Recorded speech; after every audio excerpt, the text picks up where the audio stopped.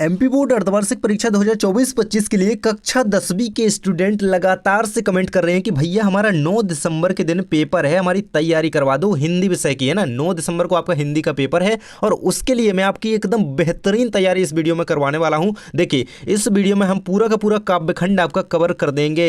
इससे जैसे जैसे भी क्वेश्चन आते हैं ना, आपके 3 नंबर के जो कवि परिचय आने ना काव्यखंड से, वो बता दूंगा। आपको जो पद्यांश करने हैं ना, आपका 4 नंबर में, यहाँ 3 नंबर में आता है ना, तो वो हम कवर कर लेंगे बिल्कुल, है ना। 4 नंबर में आता है, 3 नंबर में है ना, इतने में ही आता है। हम आपका जो पद्यांश करना है आपको, है ना, जो व्याख्या वगैरह होती है, वो सारा कुछ इस वीडियो में बता दूंगा। साथ ही आपके जो ऑब्जेक्टिव होते हैं ना, मतलब मैं कह रहा हूँ काव्यखंड से बिल्कुल फ्री होने वाले हो भैया, है ना। तो बिल्कुल बने रहना वीडियो में और एक प्यारा सा कमेंट कर दो यार, है ना। वीडियो को लाइक तो कर ही देना है। देखिए, सबसे पहले सही विकल्प देखेंगे, है ना, सारे कुछ काव्यखंड के रहेंगे इसमें, और फिर हम देखेंगे रिक्त स्थान आपके एक शब्द वाक्य में उत्तर सत्य सत्य सारा कुछ रहेगा यार। क्वेश्चन रहेंगे 2-2 नंबर के, कवि परिचय सब कुछ। चलिए स्टार्ट करते हैं। पहला क्वेश्चन है हमारा, बिहारी किस काव्य धारा के कवि हैं? भैया बहुत इंपॉर्टेंट क्वेश्चन है, एक भी मत छोड़ना, बाद में मत कहना कि बताए नहीं थे, अभी बता रहा हूं इसलिए, है ना। बिहारी जो है रीति सिद्ध काव्य धारा के कवि हैं, बिल्कुल से याद कर लो, गढ़ा लो दिमाग में, है ना।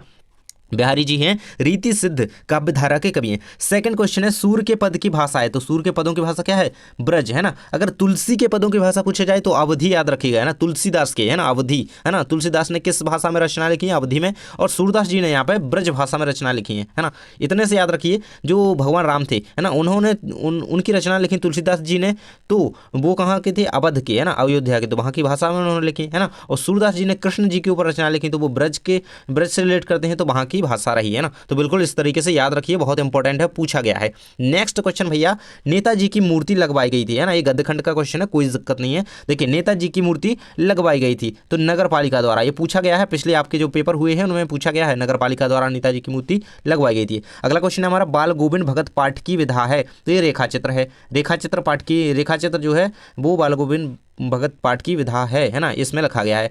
नेक्स्ट क्वेश्चन भाई बहुत ज़्यादा इंपॉर्टेंट क्वेश्चन, बहुत बार रिपीट हो रहा है, इसको लगा लो, हाईलाइट स्टार्ट कर लो, जो भी करना है, जैसा भी करना है, बिल्कुल दिमाग में छाप लेना भैया। ऐसे भोलानाथ के पिता उन्हें गौरस भात सान कर खिलाते थे, तो फूल के कटोरे में, बिल्कुल से याद रखना, इसे बहुत ज़्यादा इंपॉर्टेंट है ना, फूल के धातु के कटोरे में, इस तरीके से इसका आंसर रहेगा। नेक्स्ट क्वेश्चन भैया हमारा आ जाता है, बाल गोविंद भगत जी पद गाते थे, किसके गाते थे? कबीर दास के गाते थे, है ना, और मंजीरा लेकर के घूमते रहते थे, है ना, याद रखना, है ना। ये रखा आपका। अगला क्वेश्चन रहेगा, नेताजी का चश्मा पाठ की विधा है, तो ये कौन सी है? कहानी। नेताजी का चश्मा एक कहानी है। नेक्स्ट क्वेश्चन भैया आ जाता है, लय ताल तुक यति गति मात्रा चरण, है ना, लय ताल किसमें होती है? छंद में ना होती है, तो छंद आपको आंसर याद रखना है। अलंकार की परिभाषा याद कर लीजिएगा, मैं करवाऊंगा सारा कुछ है इसमें, व्याकरण के अलग से एक वीडियो आएगा, है ना, छंद सब कुछ कवर होगा आपका, टेंशन नहीं लेना है ना, बस वीडियो को देखना है, जुड़े रहना है ना, आपकी जिम्मेदारी है वीडियोस देखना है और ध्यान से सुनना, बस याद होते चलेगा।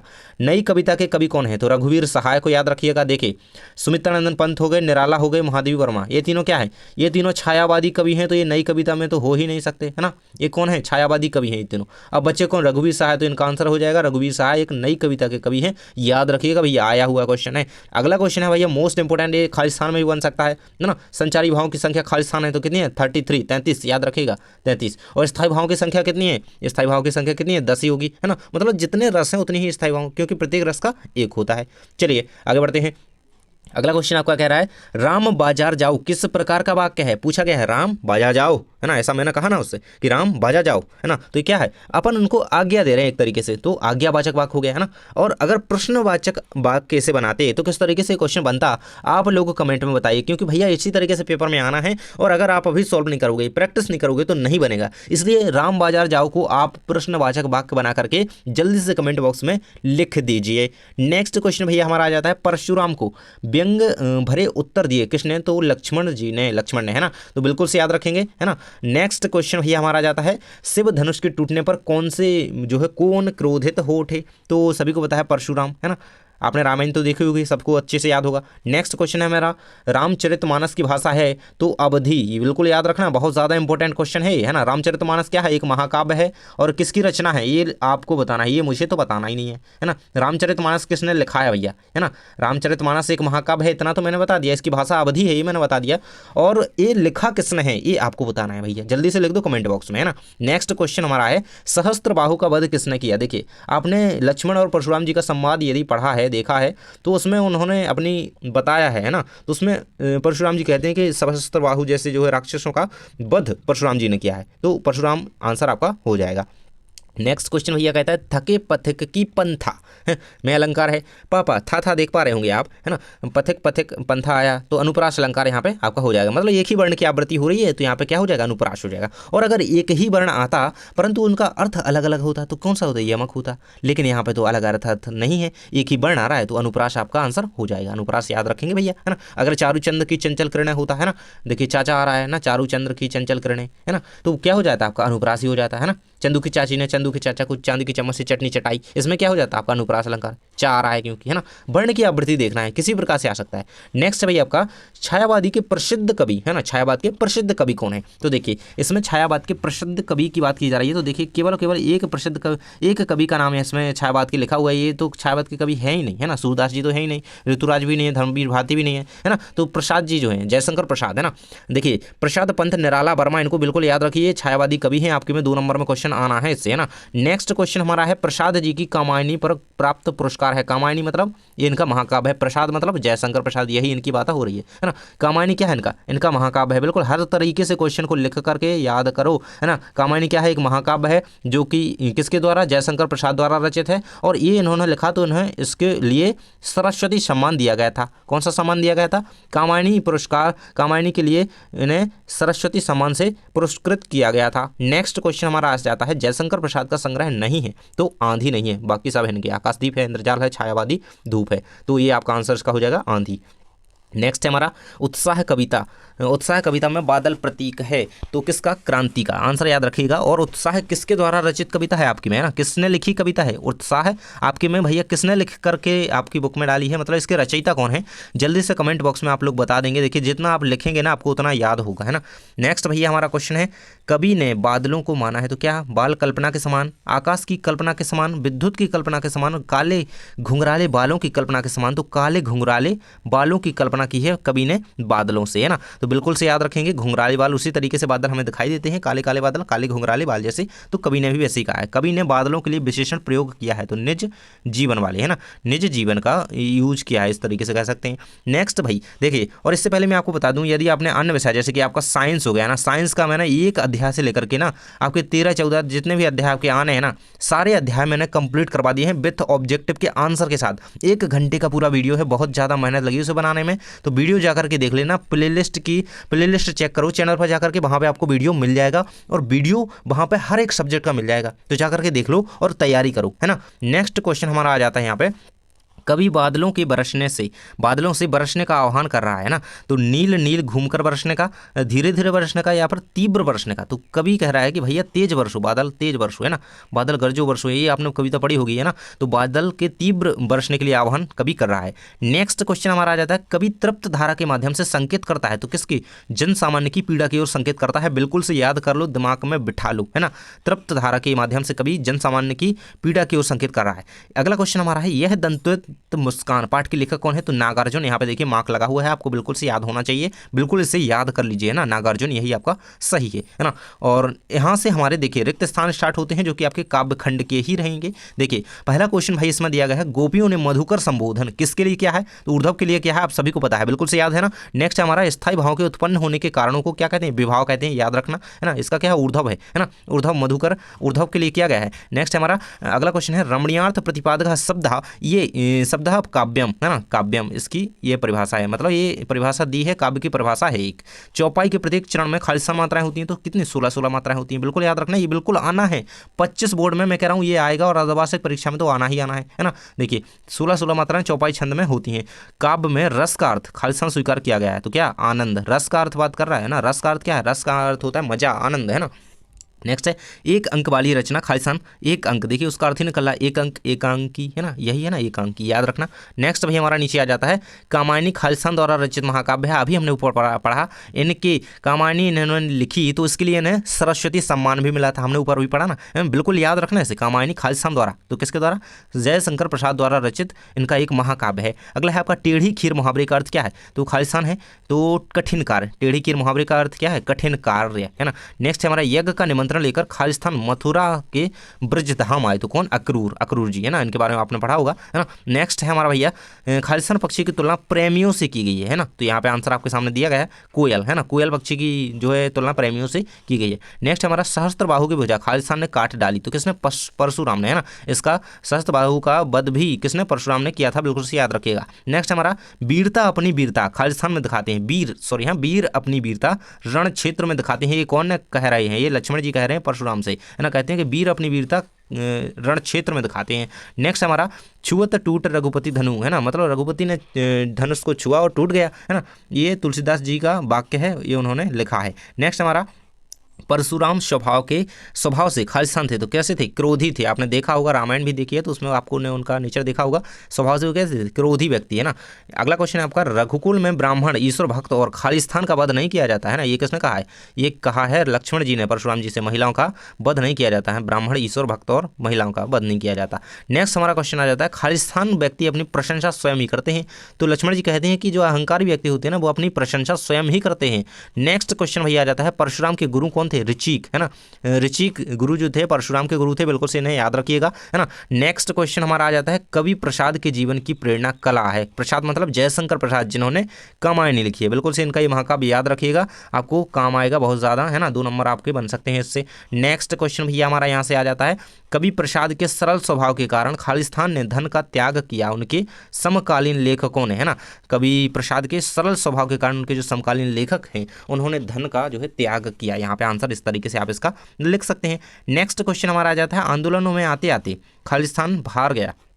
तो राष्ट्रीयता की भावना का जो है बाहर गया। नेक्स्ट हमारा, निराला ने बालों को किसके समान, है ना। निराला ने बालों को काले काले घुंघराले बालों, नहीं बादलों की, है ना। निराला ने बालों को यहाँ पे क्या आएगा आपका? बादलों आएगा। बादलों के समान जो है सुंदर बताया है ना। बादलों आंसर लिखिएगा, थोड़ा यहाँ पे मिस प्रिंट हो गया। नेक्स्ट हमारा भैया, उत्साह कविता, है ना। उत्साह कविता की भाषा प्रेरणादायक और ओजपूर्ण है, बिल्कुल से याद रखेंगे, है ना। देखिए निराला जी की कविता है, उन्होंने ज़्यादातर ऐसी ही कविताएं लिखी हैं जो कि ओजपूर्ण हो, है ना, प्रेरणादायक कविता, है ना। अगला है आपका, उत्साह एक खालिस्तान गीत है। तो कौन सा? क्रांतिकारी गीत है। उत्साह एक क्रांतिकारी गीत है ना, ओजपूर्ण गीत है एक तरीके से कह सकते हैं। नेक्स्ट भैया हमारा आ जाता है, निराला की अधिकांश रचनाएं खालिस्तान छंद में मिलती हैं। तो मुक्त छंद में मिलती हैं, उनमें कोई बंधन नहीं है, स्वतंत्र रूप से, है ना। मुक्त छंद एक तरीके से कह सकते हैं, मुक्त छंद, है ना। यहाँ से हमारे होते हैं भैया काव्य खंड के जितने भी सत्र आपके बन रहे हैं ना, इनमें भी आपके सत्र कवर हो जाएंगे, है ना। तो यहाँ से हम सत्र देखेंगे। पहला क्वेश्चन है आपका, राजा का धर्म है कि प्रजा को ना सताए। बिल्कुल सत्य है। नेक्स्ट है, शिव धनुष राम ने तोड़ा। ये भी सत्य है। अगला है, कुछ क्षत्रिय राजाओं को हराकर परशुराम राम लक्ष्मण को हराने के सपने देख रहे हैं। ये भी सत्य है ना। इसके बाद अगला क्वेश्चन आ जाता है, वीर अपनी प्रशंसा स्वयं करते हैं। तो ये असत्य रहेगा, क्योंकि वीर अपनी प्रशंसा स्वयं नहीं करते हैं। इसके बाद अगला क्वेश्चन आ जाता है, शिव धनुष को खंडित देखकर परशुराम क्रोधित उठे। सही है। अगला क्वेश्चन है, परशुराम के फरसे को देखकर लक्ष्मण भयभीत हो गए। ये आपका असत्य रहेगा, है ना। नेक्स्ट हमारा, जयशंकर प्रसाद का जन्म वाराणसी में हुआ था। ये आपका सत्य रहेगा। अगला है आपका, आत्मकथ्य कविता पहली बार सन 1932 में हंस पत्रिका में आत्मकथा विशेषांक में प्रकाशित हुई। सत्य रहेगा। आत्मकथ्य किसकी कविता है? जयशंकर प्रसाद की। बिल्कुल से याद रखना। ये कब प्रकाशित हुई? 1932 में। किस पत्रिका में? हंस पत्रिका में, है ना। ये बहुत बार बना हुआ क्वेश्चन है, बन सकता है इससे, है ना। नेक्स्ट हमारा, जयशंकर प्रसाद मौन रहकर औरों की कथा सुनने के इच्छुक थे। बिल्कुल सत्य है। अगला है हमारा, छायावादी कविता में, छायावादी कवियों में निराला ने सबसे पहले मुक्त छंद का यूज किया, है ना। सबसे ज्यादा और सबसे पहले मुक्त छंद का यूज किसने किया? निराला जी ने, है ना। सूर्यकांत त्रिपाठी, निराला। नेक्स्ट हमारा, निराला पूंजीवाद के समर्थक तथा प्रगतिशील थे। नहीं, ये आपका असत्य रहेगा, क्योंकि वो पूंजीवाद के विरोधी कवि रहे, है ना। याद रखना इसको, है ना। नेक्स्ट है आपका, निराला प्रगतिवादी कवि है, तो बिल्कुल सत्य रहेगा। और छायावादी कवि भी है ना। अगला है क्वेश्चन आपका, संत कवि भगत कबीर को अपना गुरु मानते थे। ये भी आपका सत्य रहेगा, है ना। इसके बाद नेक्स्ट क्वेश्चन हमारा आ जाता है, भादों की अंधेरिया में भगत गीत नहीं गाते थे, है ना। तो ये आपका असत्य रहेगा। बिल्कुल से एक एक क्वेश्चन को कवर करते चलना है। और नीचे हमें कवि परिचय आपको कौन से करना है, आपको पद्यांश कौन से करना है ना, मतलब पद्यांश की जो व्याख्या वगैरह आती, सारा कुछ हमें कवर करना है। तो बिल्कुल पूरा वीडियो देखना है, आपको टेंशन नहीं लेना है। अगला क्वेश्चन है आपका, संत कवि भगत हर वर्ष नहाने जाते थे। तो कहाँ पे? गंगा नहाने जाते थे। सत्य रहेगा आपका, है ना। तो इसने होते हैं कंप्लीट। इसके बाद आती है हमारी सही जोड़ी बनाई, जो कि आपकी काव्यखंड और गद्यखंड की दोनों मैंने मिक्स कर दी हैं, कुछ ज़्यादा नहीं दी हैं। और बाकी सारे क्वेश्चन जो हैं आपके, उनसे आपकी सही जोड़ियाँ कवर हो जाएंगी। देखिए सामने ही मैंने उत्तर लिखे हैं, कोई टेंशन लेने की बात नहीं है। स्क्रीनशॉट आसानी से ले सकते हो। देखिए, राम लक्ष्मण परशुराम संवाद, ये तुलसीदास जी की रचना है। भक्ति काल के कवि जो है तुलसीदास जी हैं। उपन्यास सम्राट प्रेमचंद को कहा जाता है। विनय पत्रिका गोस्वामी तुलसीदास की रचना है। कामायनी जयशंकर प्रसाद की रचना है। युगधारा नागार्जुन की रचना है। उत्साह जो है निराला जी की रचना है। शांत रस का स्थायी भाव निर्वेद होता है। काव्य की आत्मा रस को कहा गया है। संचारी भाव की संख्या 33 है।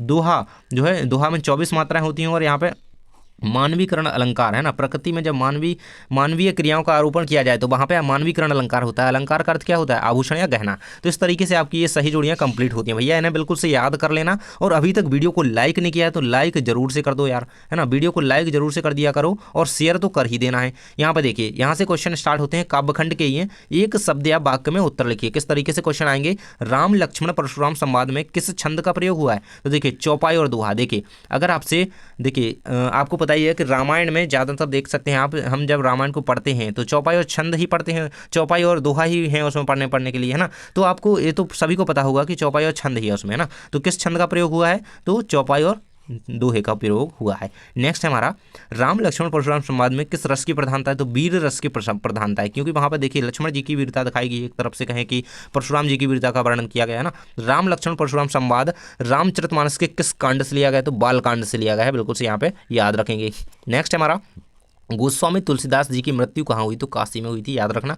नेक्स्ट है हमारा, सीता स्वयंवर में राम लक्ष्मण किसके साथ आए थे? तो ऋषि विश्वामित्र के साथ आए थे, है ना। जब वो वहाँ से आए थे अहिल्या को उतार करके, तो किसके साथ आए थे? विश्वामित्र गुरु के साथ आए थे, ऋषि विश्वामित्र के साथ आए थे, है ना।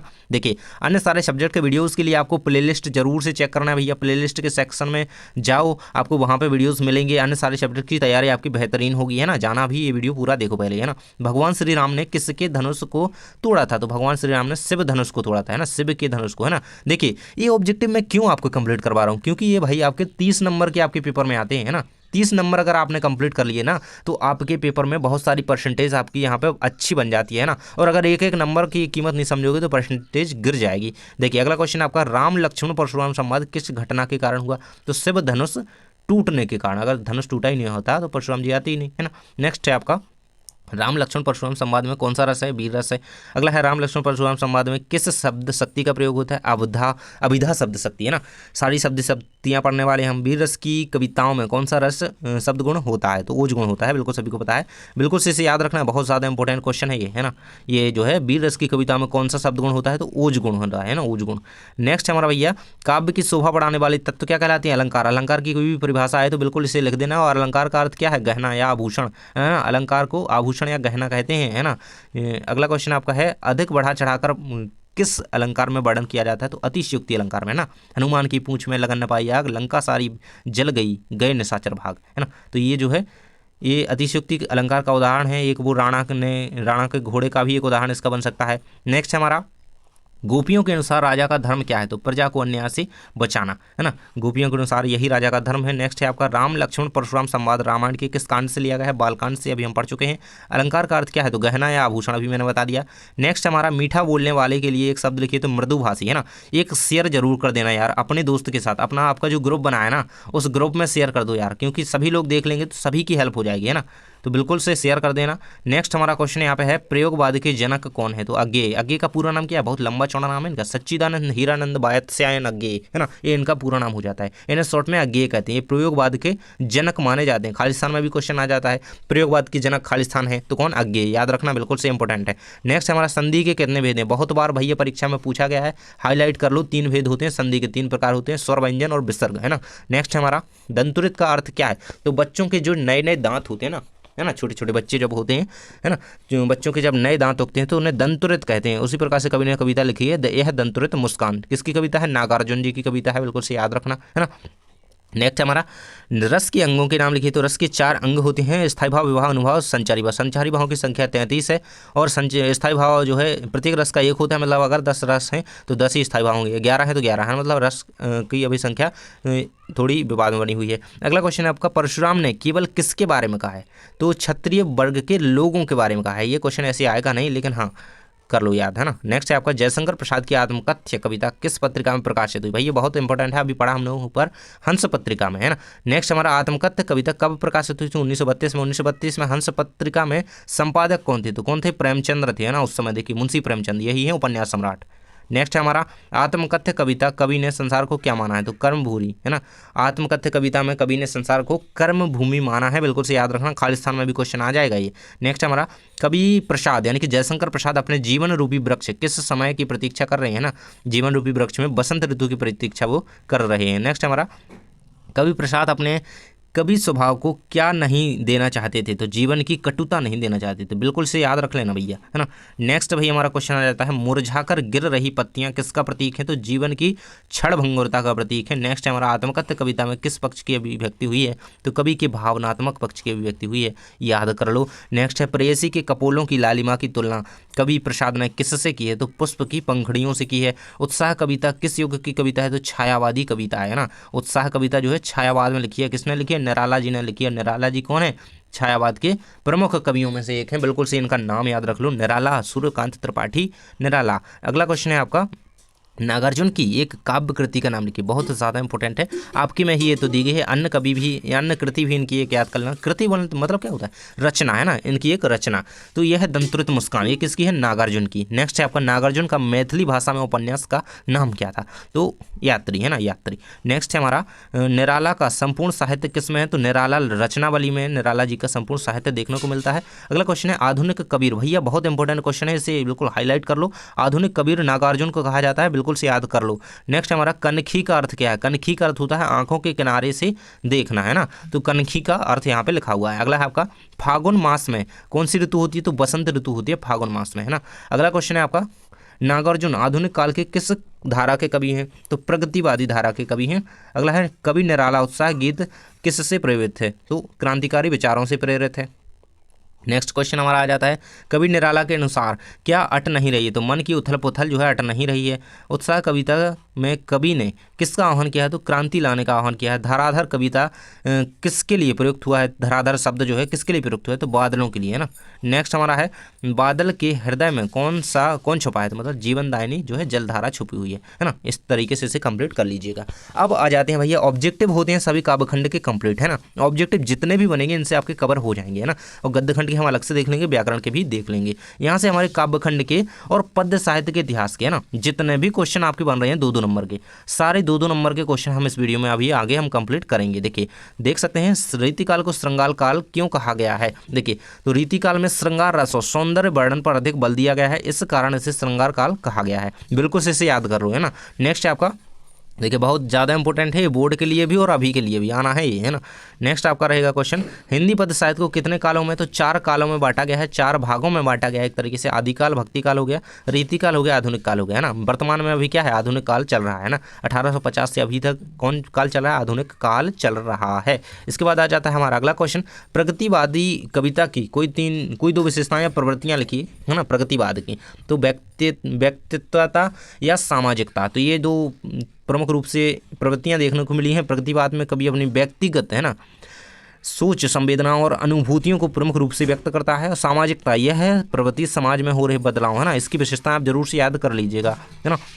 नेक्स्ट हमारी नई कविता की विशेषता, आपकी में नई कविता की विशेषता भी पूछी जाएंगी। तो बोलचाल की भाषा और कविता में नयापन, है ना, नई कविता में ये देखने को मिला है ना, उसका नाम है नई कविता, कविता में उसमें नयापन देखने को मिला हुआ है ना। इस तरीके से इसकी 2 विशेषताएं याद कर लीजिएगा। बहुत इंपॉर्टेंट क्वेश्चन बता रहा हूँ केवल आपको, प्रयोगवादी काव्य की विशेषता लिखिए, है ना। तो बिल्कुल से कर लेना, ये 2 नंबर में आपको क्वेश्चन बिल्कुल आपको देखने को मिलेगा। प्रयोगवादी काव्य में नए शिल्पों, प्रतीकों और भाषा के माध्यम से कविता में नवीनता, मौलिकता लाने का प्रयास किया गया। इसमें जीवन के कटु और यथार्थ पक्षों को दर्शाने का प्रयास किया गया, है ना। तो इस तरीके से आप इसकी विशेषताएं लिख सकते हैं। अगला क्वेश्चन आ जाता है आपका रीतिकालीन 3 कवियों के नाम उनकी एक रचना के साथ बताइए। देखिए ऐसा क्वेश्चन एक आपका 2 नंबर में ऐसा क्वेश्चन आना है। मैंने यहाँ पे 3 लिख दिया ताकि आप 3 याद करें, ताकि आप 2 आसानी से लिख करके आए, है ना। देखिए बिहारी जो है रीतिकाल के कवि हैं, केशवदास रीतिकाल के कवि हैं, पद्माकर भी रीतिकाल के कवि हैं। इन तीनों की रचनाएं इनके सामने दी गई हैं। बिहारी की बिहारी शतसई, केशव की रामचंद्रिका, पद्माकर की पद्माकर ग्रंथावली। बिल्कुल से याद रखिएगा इन तीनों को, ये रहेंगे आपके 3 रीतिकाल के कवि और इनकी रचनाओं सहित, है ना। नेक्स्ट क्वेश्चन हमारा भैया आ जाता है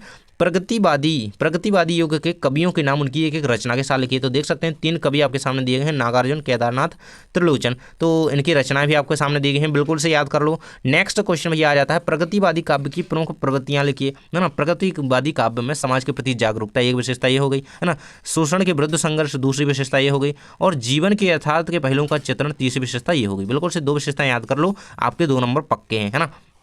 देखिए अब आ जाते हैं पाठगत। वहाँ पे हमने क्या देखे ऊपर, अभी आपके पद्य साहित्य के इतिहास के इंपॉर्टेंट क्वेश्चन चल रहे थे। अब आ जाते हैं काव्यखंड के पाठगत प्रश्नोत्तर, जो कि आपके 2-2 नंबर में आने हैं। तो किस तरीके से देखिए, है ना, इस तरीके से आपका एक क्वेश्चन आया हुआ है पिछले वर्ष, इसलिए मैंने ये दिया है। देखिए इस तरीके से कहें कि अगर ये क्वेश्चन दे देगा वो, तो आपका जो है कवि परिचय नहीं पूछेगा, है ना, इसमें क्योंकि कवर हो जाता है। रचना आपसे पूछनी थी, है ना, सूरदास की 2 रचनाओं के नाम काव्यगत विशेषताओं के आधार पर लिखिए, है ना। तो सूर सागर, सूरदास की पदावली, इस तरीके से, है ना, इनकी विशेषता आप लिख देंगे, है ना। भक्ति भाव देखने को मिला है, सौंदर्य बोध है ना। देखिए आपको ये पूरा पीडीएफ चाहिए तो पीडीएफ मैं प्रोवाइड करा दूंगा, आप इसे परचेस आसानी से कर पाएंगे, है ना, बहुत ही कम दाम में, है ना। तो इसे परचेस करने के लिए आप नीचे डिस्क्रिप्शन में लिंक चेक कर सकते हैं, है ना, तो जरूर से चेक कीजिएगा, है ना। अगला हमारा क्वेश्चन आ जाता है इसका, ऊर्ध्व के व्यवहार की तुलना किस किस से की गई है। तो ऊर्ध्व के व्यवहार की तुलना कमल के पत्ते से की गई है। ये बिल्कुल से याद रखना ऑब्जेक्ट में, इसीलिए मैंने हाईलाइट किया है, इटैलिक किया है इसे, है ना। तो बिल्कुल से याद रखना है, ऊर्ध्व के व्यवहार की तुलना खालिस्तान से की गई है, किससे, कमल के पत्ते से की जा रही है ना। इस तरीके से इसे बिल्कुल से याद रख लो, दिमाग में बैठा लो, है ना। उत्साह कविता में बादल किन किन अर्थों की ओर संकेत करता है। तो आपके समक्ष आंसर पूरा का पूरा दिया गया है। उत्साह कविता में जो है वर्तमान समस्या को, समाधान को दर्शाता है, प्राकृतिक शक्ति और परिवर्तन को, है ना। एक तरीके से ओज के बारे में इसमें बताया गया है ना। नेक्स्ट भैया हमारा रहेगा, बच्चे माता पिता के प्रति अपने प्रेम को किस प्रकार अभिव्यक्त करते हैं। तो देखिए बच्चे माता पिता के प्रति अपने प्रेम को उनके साथ रहकर, उनकी सिखाई हुई बातों में रुचि लेकर, अपने खेल, उनके लिए खेल करके, उन्हें चूम कर, गोदी में बैठकर, कंधे पर बैठ करके प्रकट करते हैं। तो इस तरीके से आपका आंसर कंप्लीट रहेगा, है ना। अपने अकॉर्डिंग आप ये आंसर लिखिएगा। 2 नंबर में क्वेश्चन बहुत ज़्यादा इंपॉर्टेंट है। नेक्स्ट क्वेश्चन हमारा आ जाता है, काव्य की आत्मा किससे कहा गया। तो भाई रस को काव्य की आत्मा कहा गया, हमने अभी पढ़ा। अगला है, मधुकर शब्द किसके लिए प्रयुक्त हुआ है। तो ऊर्ध्व के लिए प्रयुक्त हुआ है। अगला क्वेश्चन यहाँ पे हमारा आ जाएगा, चौपाई छंद का उदाहरण लिखिए। देखिए से ऐसे 2 नंबर में क्वेश्चन आ जा सकता है, या फिर एक शब्द वाक्य में उत्तर में देंगे तो 1 नंबर में आ जाएगा। तो रघुकुल रीति सदा चली आई, प्राण जाई पर वचन न जाई, ये रहेगा आपका चौपाई छंद का उदाहरण। इसमें 16 मात्राएं होती हैं चौपाई छंद में, बिल्कुल से याद रखना। 1 नंबर का ऑब्जेक्ट इससे बनेगा। और इसका उदाहरण सहित चौपाई छंद की परिभाषा उदाहरण सहित आपकी 2 नंबर में आनी ही आनी है बोर्ड में, है ना। तो बिल्कुल से याद कर लेना, मैं इसे कवर करवा दूंगा, है ना। देखिए रामायण की कोई भी चौपाई आप उदाहरण के तौर पर लिख सकते हैं। नेक्स्ट है आपका, ऊर्ध्व के व्यवहार की तुलना किस किस से की गई है ना। तो ऊर्ध्व के व्यवहार की तुलना कमल के पत्ते से की गई, ये हमने पढ़ चुके हैं। अगला है, किसी एक खंड काव्य का नाम। तो सुदामा चरित्र, सुदामा चरित्र किसने लिखा है। ये नरोत्तम दास की रचना है, नरोत्तम दास जी की रचना है। इन्होंने सुदामा चरित्र एक खंड काव्य है जो इन्होंने लिखा है। पंचवटी मैथिली शरण गुप्त जी की रचना है ना। पंचवटी किसने लिखी है। पंचवटी एक खंड काव्य है जो कि गुप्त जी ने लिखा है, मतलब मैथिली शरण गुप्त ने लिखा है, बिल्कुल से याद रखना। नेक्स्ट है हमारा भैया, पाथेय कविता में प्रसाद का क्या आशय है। तो पाथेय कविता में प्रसाद का आशय जीवन के संघर्ष और कर्म से है, जिसमें व्यक्ति को अपने कर्तव्यों के प्रति जागरूक रहना चाहिए। यही आंसर आपको याद रखना है ना। नेक्स्ट है हमारा, मुरझाई हुई पत्तियां आत्मकथा कविता का प्रतीक क्या दर्शाती हैं। तो मुरझाई हुई पत्तियां जीवन में क्षणिकता और समय के साथ हो रहे परिवर्तनों का प्रतीक है। नेक्स्ट है हमारा, जयशंकर प्रसाद ने अपनी निराशा को उपहास का रूप क्यों माना है। तो बिल्कुल से इसे याद रखना, प्रसाद जी ने अपनी निराशा को उपहास का रूप इसलिए माना है क्योंकि उन्होंने उसे जीवन के संघर्ष का हिस्सा समझा, जो अंततः व्यक्ति को मजबूत बनाता है ना। निराशा को उपहास का पात्र माना है। अगला क्वेश्चन रहेगा आपका, निराला ने बादल को कैसे व्यक्त किया। तो निराला जी बादल को घुंघराले बाल एक तरफ तो कह रहे हैं ना, एक तरफ वो कई सारे उन्हें मतलब अभिव्यक्ति दे रहे हैं हर एक चीज़ के अलग अलग से, है ना। क्रांति का प्रतीक माना है ना, प्रकृति की शक्ति माना है ना, जो वर्ग की तरह निर्मल और ठंडे होते हैं ना, ये कहा है ना। एक तरीके से बादल को बाल भी माना है ना, घुंघराले बाल। उत्साह कविता में निराला जी ने क्यों कहा है कि वह बारिश के साथ उन्मत्त नहीं हो सकते, है ना। कवि निराला कहते हैं कि वह बारिश से के साथ उन्मत्त नहीं हो सकते, क्योंकि वह न केवल प्रकृति के साथ बल्कि अपने अंदर की शक्ति से भी जुड़े रहते हैं ना, इसलिए वो उन्मत्त नहीं हो सकते। अगला क्वेश्चन हमारा आ जाता है, परशुराम के क्रोध करने पर लक्ष्मण ने धनुष टूटने के क्या का तर्क दिए, है ना। 2 नंबर में लिखा रख लो, ये क्वेश्चन आना ही आना है ना। तो बिल्कुल से इसे याद कर लो, किसी अन्य द्वारा तोड़ा गया नहीं था, है ना, और किसी उसकी मजबूती में कमी थी, है ना, इसलिए वह टूट गया। ये यहाँ पे लक्ष्मण जी ने तर्क दे दिया, है ना, कि कमजोर था इसलिए टूट गया। अगला आपका क्वेश्चन रहेगा, लक्ष्मण ने वीर योद्धा की क्या क्या विशेषता बताई। तो यहाँ पे 3 विशेषता आपके सामने दी गई हैं, बिल्कुल से याद कर लो। वीर पुरुष स्वयं अपनी वीरता का बखान नहीं करते, अभी तो वीरता पूर्ण कार्य स्वयं वीरों का बखान करती है। और वीर पुरुष स्वयं पर कभी अभिमान नहीं करते। वीर पुरुष किसी के विरुद्ध गलत शब्दों का प्रयोग नहीं करते। ये यहाँ पे 3 यहाँ पे बातें याद रखिएगा। 2 नंबर में क्वेश्चन आपका बनेगा ही बनेगा। नेक्स्ट क्वेश्चन हमारा आ जाता है, यहाँ पे देख सकते हैं, कविता का शीर्षक उत्साह क्यों रखा गया है। आपके सामने है उत्साह। कविता का शीर्षक उत्साह इसलिए रखा गया है क्योंकि वह कविता जीवन के प्रति जागरूकता, उम्मीद और नई ऊर्जा का आह्वान करती है, बिल्कुल से याद रखना। अब आ जाते हैं हम अपने मेन पोर्शन पर, जो कि आपका कवि परिचय है। तो भैया तुलसीदास जी का या सूरदास जी का या सूर्यकांत त्रिपाठी, निराला का, जयशंकर प्रसाद का, इनका कवि परिचय कर लेना। 3 नंबर आपके पक्के हैं बिल्कुल, है ना। तो मैं कहूँ कि तुलसीदास जी का कर लेना और जयशंकर प्रसाद का है ना, निराला जी का, बिल्कुल से आपको आ जाएगा है ना, इनमें से आपको बन जाएगा और आपके 3 नंबर आपके एग्जाम में पाल हो गई है ना। इसके बाद आ जाते हैं आपकी काव्यांश की, आपको जो व्याख्या करनी, जो पद्यांश आप पढ़ के जाओ भैया, 3 नंबर के आपके ये रहेंगे है ना। तो अट नहीं रही है ये वाला जो है आपका, अट नहीं रही है, सट नहीं रही है ना, ये वाला कर लेना। ऊधो तुम हो अति भड़भागी, ये सूरदास जी के चैप्टर से। बादल गरजो ये वाला है ना। तो ये 3 मैंने दे दी है, इन 3 में से आपका फंस जाएगा और 3 नंबर आपके आ जाएंगे है ना। तो बिल्कुल से इनको करके चले जाना। तो मैंने आपका काव्यखंड पूरा कंप्लीट करवा दिया है। देखिए आगे क्या है, आगे है गद्य खंड भैया, यहाँ से हमारा गद्य खंड स्टार्ट हो रहा है, जिसे हम अगली वीडियो में कंप्लीट करेंगे। और अगला वीडियो अगर आपने नहीं देखा है तो डिस्क्रिप्शन में लिंक चेक कर लो जल्दी से जाकर के है ना, और फिर आप कमेंट बॉक्स को भी चेक कर सकते हैं। जल्दी मिलते हैं नेक्स्ट वीडियो में, जाकर के प्लेलिस्ट चेक करो जहाँ पे आपको हर एक सब्जेक्ट की तैयारी बेहतरीन तरीके से करवाई गई है। थैंक्स फॉर वॉचिंग, मिलते हैं नेक्स्ट वीडियो में।